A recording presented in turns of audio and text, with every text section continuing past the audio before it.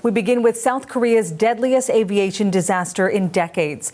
All but 2 of the 181 people on board that passenger flight were killed when an airliner crashed on landing.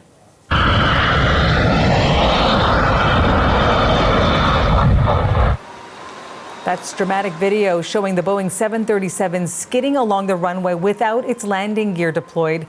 Within seconds, it slammed into a wall, erupting into flames. Officials say both black boxes have been recovered, and the runway is expected to remain closed until New Year's Day. Families gathered inside the airport, anxiously awaiting any updates. Signs with information of the victims were held up, and cries of despair were heard as officials confirmed the names of the dead. Officials say almost half of those killed have been identified through fingerprint analysis.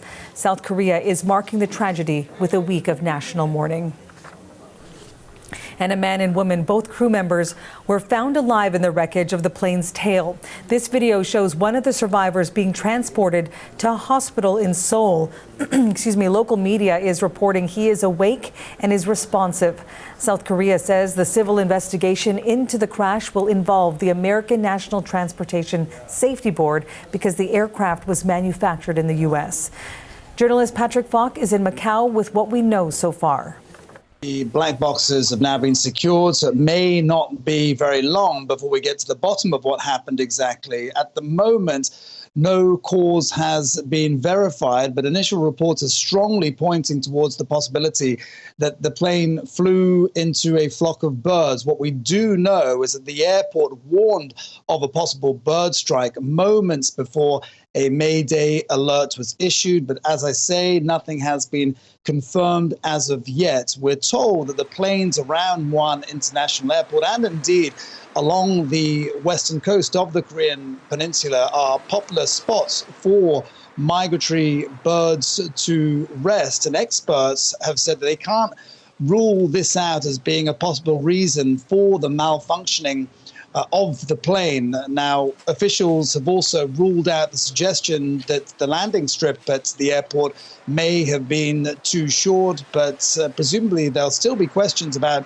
how exactly the plane managed to crash quite so spectacularly. You saw the pictures just a moment ago, the plane landing on its belly before careening along the runway and then smashing into a concrete embankment. Rescuers say that the plane smashed into several pieces and that only the tail end of the plane really was recognizable. So what at this point are the implications for the government given the political crisis there right now in South Korea?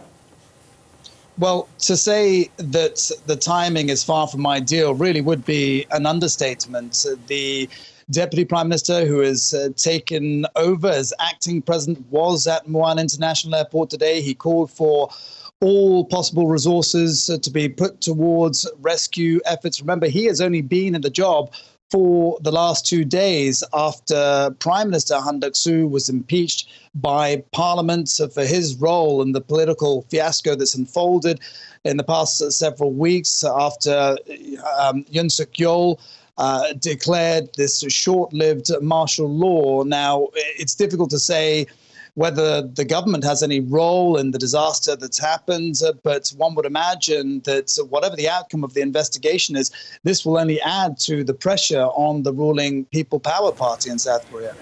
That's journalist Patrick Falk in Macau. Let's stay on this story. We've reached John Cox. He is an aviation expert and president of the aviation consulting firm Safety Operating Systems, and we've reached him today in St. Petersburg, Florida. Thank you so much for talking to us today. Good morning, Marianne. Thank you for having me.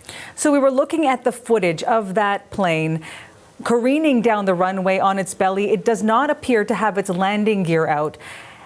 In your experience also as a retired pilot of passenger planes, what is your takeaway looking at that footage? Well, it says a number of things. One, the airplane was under control.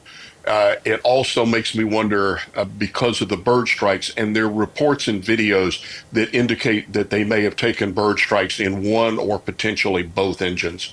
So this leads to the question of why wasn't the landing gear down, and that's something the investigators will look at. But if they had a problem with both engines, that hydraulically is normally how the landing gear is extended, and the hydraulic pressure comes from pumps on the engines and electric backup pumps, but they have to have generators.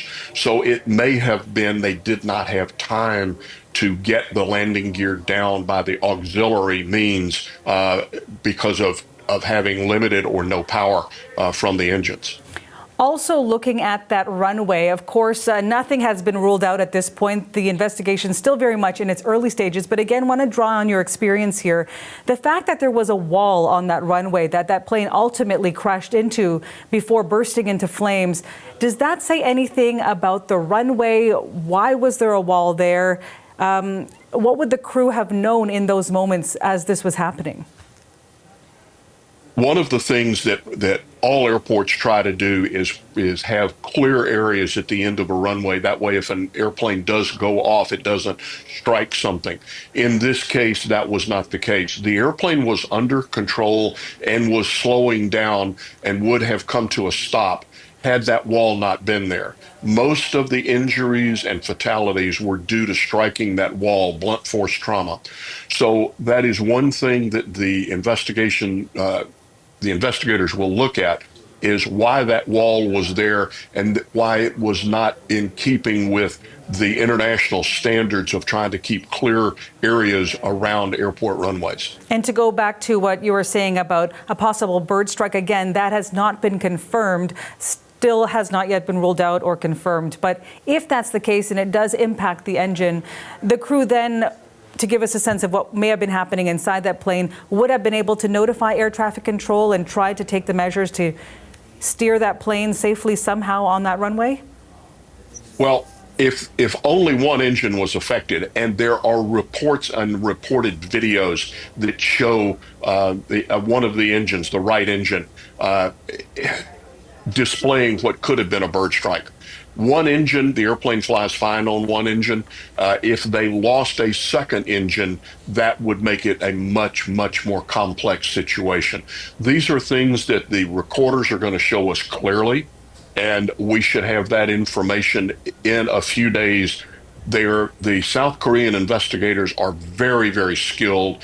They're getting help from the National Transportation Safety Board, from Boeing, and from the engine manufacturer. So we'll know in the relatively short future what happened in this tragedy.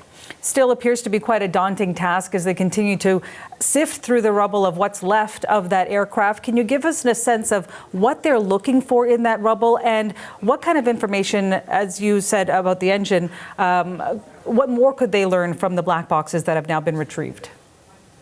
The black boxes that will show us first all the parameters. They'll show us how the engine was operating. Was the hydraulics systems, of which there are 3, were they operating normally? So those are the sorts of things that the digital flight data recorder will show us. Additionally, all of the spoken words in the flight deck are recorded on the cockpit voice recorder, along with any radio transmissions made to or from the airplane. So this will give us some insight into what the crew was facing and how they were attempting to solve the challenges that they were facing at that time. So those recorders are going to be critical. Otherwise, the investigators are going to look at the wreckage to see if they can determine, for example, how were the engines? The engines will be taken and broken down and carefully evaluated. Is there bird debris in the engines, as an example? There are a number of things that the investigators will look at and take photographs so that there's photographic documentation of everything. It takes time. So a few days potentially, but also 2 potential witnesses here. 2 crew members have survived, the only survivors, as confirmed by officials today. That will also help, I assume, in this investigation as well, what they can tell investigators, what they may have seen or heard prior to this crash. Certainly they will be interviewed. When people are subjected to very strong forces, such as hitting a wall, that oftentimes can affect their memory, that you just don't remember it. So I'm hopeful that the crew members can provide some memory to help the investigators, but the two recorders are going to be the key to unlocking all of the pieces that led up to this tragedy. John Cox, thank you so much for your time and your insight this morning. John Cox is an aviation expert and retired pilot, joining us this morning from St. Petersburg, Florida.